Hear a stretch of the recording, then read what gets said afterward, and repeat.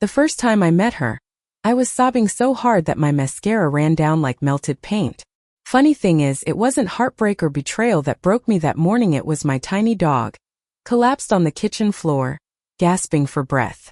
By the time I stumbled into the veterinary clinic, clutching Daisy in my arms like she was my lifeline, I was half blind with panic. My voice cracked, begging for help. And then she appeared calm, sure, and impossibly radiant in that white coat. The way her hand steadied mine, the way her hazel eyes locked onto mine and silently promised, "I've got this," that moment is carved into me forever. She was Dr. Evelyn Hart, the veterinarian who saved my dog, and maybe in ways I couldn't yet see was about to save me too. The clinic smelled of antiseptic and lavender, a strange combination that made me dizzy. I remember standing there, my knees buckling, watching as Evelyn gently lifted Daisy from my arms. Her voice was low and soothing like a secret melody. "She's going to be okay," she said, though Daisy hadn't even stabilized yet. I wanted to believe her so badly that I clung to those words like a prayer. Hours blurred by. I sat in the waiting room with my head in my hands, replaying every possible mistake. Had I fed Daisy something bad? Had I missed the signs?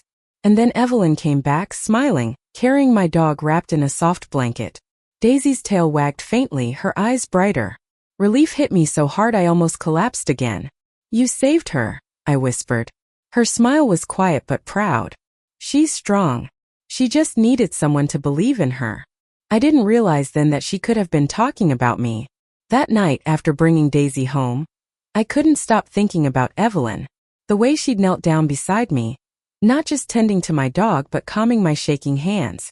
The way her eyes had lingered, soft but curious. I told myself it was gratitude, admiration, nothing more. But deep down, a tremor had already started in my heart. The next week, I found excuses to return to the clinic. "Follow-up check," I said. "Daisy doesn't look like she's eating enough," I lied. Each time, Evelyn welcomed me with that same gentle composure, her smile tugging at something hidden inside me. Daisy, of course, was perfectly fine. I was the one who wasn't. One afternoon, while waiting for Evelyn to finish with another patient, I found myself pacing the hallway, staring at the posters of happy pets on the walls. My chest was tight, my thoughts a storm. I hadn't felt this way since college, when I had kissed a girl at a party and spent weeks afterward denying the electricity that had raced through me. And then Evelyn appeared, brushing a strand of hair from her face, exhaustion written in the curve of her shoulders. For the first time, I saw her not as a flawless savior but as a woman, human, tired, and so heartbreakingly beautiful in her vulnerability. "You okay?" she asked softly, noticing my restless movements. I almost laughed. "I should be asking you that. You look like you haven't slept in days." Her lips curved. "Part of the job." Then she tilted her head, her gaze piercing. "But I think there's more going on with you than just a follow-up for Daisy." The air between us thickened. My throat went dry. For a heartbeat, I thought she could see right through me, the tangled emotions, the restless longing. I wanted to step back, but instead I found myself stepping closer. "You're right," I admitted, my voice a whisper. "It's not just Daisy." Her eyes softened, but she didn't press. Instead, she reached out, resting a hand briefly on my arm. The warmth of her touch spread through me like fire. That night, I lay awake replaying the moment over and over, my chest aching with both fear and exhilaration. What if this was wrong? What if I was imagining everything? But beneath the doubt was something undeniable. When Evelyn looked at me, I felt seen in a way I hadn't in years. I was a woman who had been told to keep her heart in check, to stick with the safe path, the expected relationships. But Evelyn, she shattered that safety with just a glance. The storm broke a few days later. Daisy and I had stopped by the clinic again, and after the appointment, Evelyn suggested we walk together to the park nearby. The autumn air was crisp, the leaves blazing with color. Daisy trotted ahead, and we fell into step beside each other.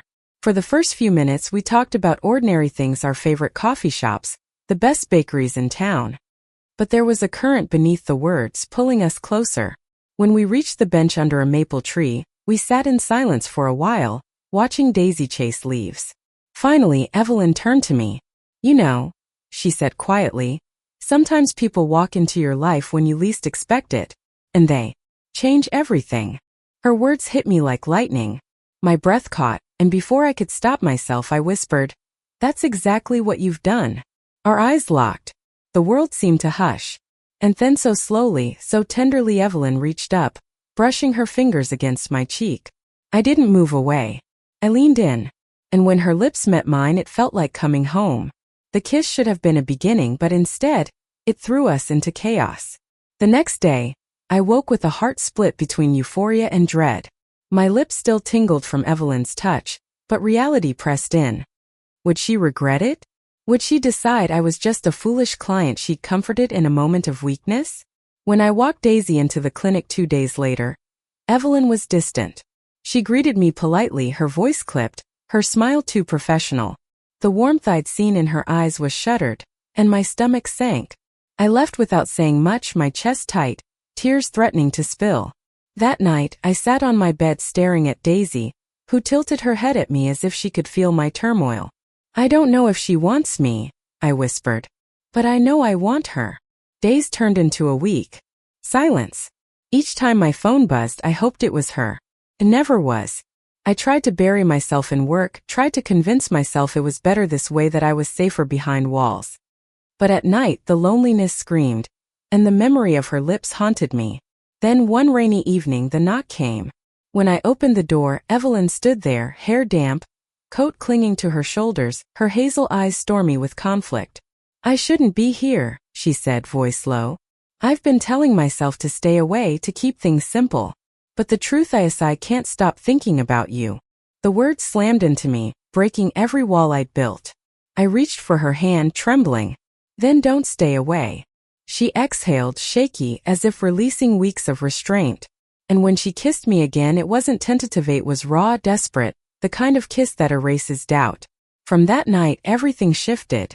We learned each other slowly, tenderly sharing secrets over late-night coffee, brushing shoulders in the grocery store aisle, laughing when Daisy insisted on curling between us on the couch. There were challenges, of course.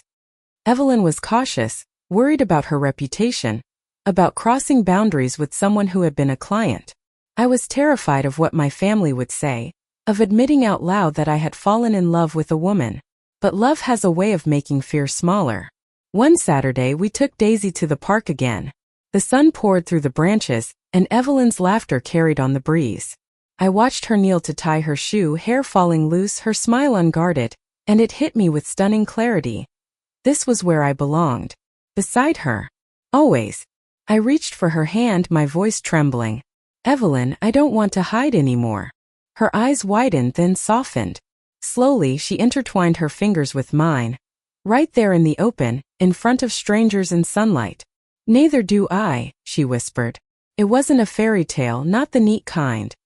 We still had hurdles ahead, conversations with family, sideways glances in public, the quiet weight of unspoken judgments. But standing there with her hand in mine, Daisy wagging her tail at our feet, I realized happiness wasn't about perfection. It was about courage. About choosing love again and again, even when it scared us. Months later, I woke one morning to find Evelyn in the kitchen, hair messy, wearing my oversized sweatshirt as she fed Daisy. She turned, sleepy smile on her lips, and my heart clenched with a joy so fierce it almost hurt. "I was thinking," she said, setting down Daisy's bowl, "maybe we should get another dog. Daisy could use a friend." I laughed, wrapping my arms around her waist, pulling her close. "Or maybe I just needed an excuse to see you more often." She grinned, kissing me softly. "Well, you've got me now. No excuses needed." And in that quiet kitchen, with the sound of Daisy's happy munching and the warmth of Evelyn's arms around me, I knew the truth. The day she saved my dog, she had saved me too. And love, unexpected, messy, breathtaking love, had blossomed from the ashes of fear. Not every story begins with a kiss. Ours began with a gasp for breath, a desperate plea, and the steady hands of a woman who refused to let go. And it led us here. Together. Unafraid. Thank you for listening.